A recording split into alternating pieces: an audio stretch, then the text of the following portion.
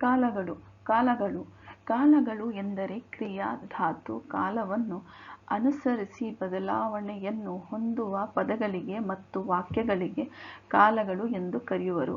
मतलब कालಗಳು मतलब क्रिया मतलब एक्शन, क्रिया का तो एक्शन, धातु मतलब basic part of the verb करके बोलते हैं।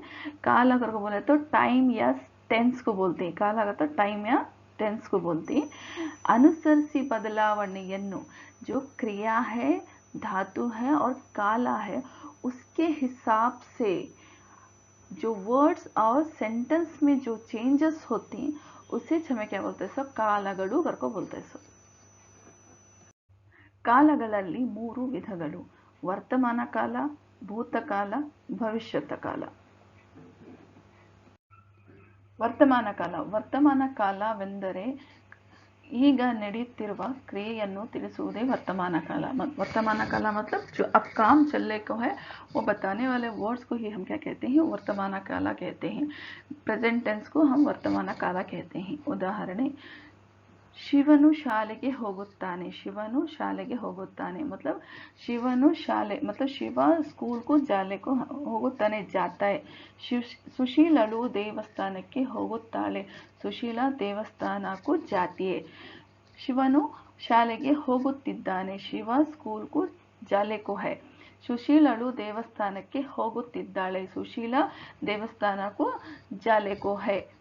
यहाँ पे देखिए शिवन होगुत्ताने, यहाँ पे लास्ट में कंसंट्रेट करो।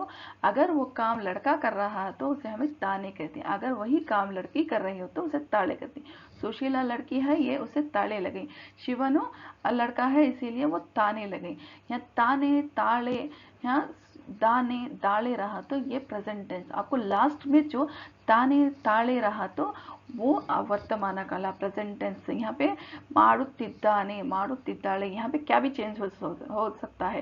यहाँ पे देखिए ಹೋಗು की जगह ಮಾಡುತ್ತಾನೆ ಮಾಡುತ್ತಾಳೆ, ಬರುತ್ತಾನೆ ಬರುತ್ತಾಳೆ, क्या भी चेंजेस हो सकता है मगर ये सेम रहता है। ताने ताले दाने दाले, ये आपको यहाँ पे कंसंट्रेट करके ये प्रेजेंट टेंस करके आपको पहचानना है।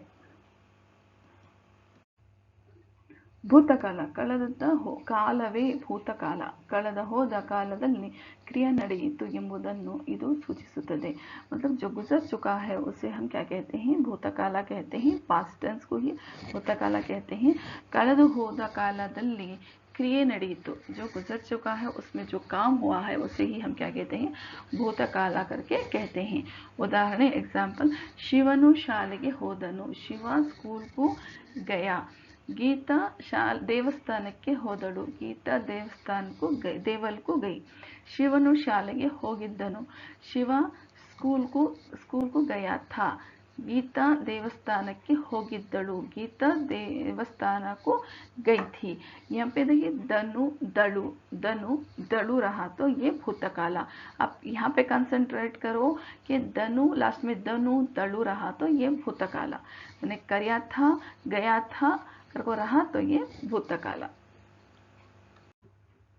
ಭವಿಷ್ಯತ್ ಕಾಲ ಭವಿಷ್ಯತ್ ಕಾಲ ಎಂದರೆ ಮುಂದೆ ಬರಲಿರುವ ಕಾಲದಲ್ಲಿ ಕ್ರಿಯೆ ನಡೆಯುವುದನ್ನು ತಿಳಿಸುವುದೇ ಭವಿಷ್ಯತ್ ಕಾಲ।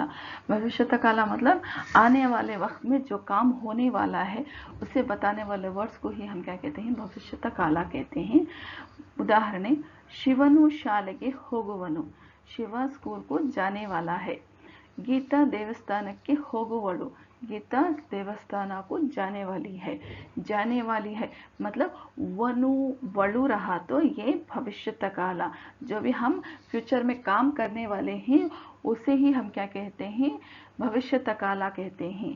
यहाँ पे वनु या वलु रहा तो ये भविष्यत काल है। लास्ट में आप ऑब्जर्व करो, जिस तरह दनु दलु को आप ऑब्जर्व करते हैं इसी तरह अगर वनु वलु रहा तो ये भविष्यत काल है।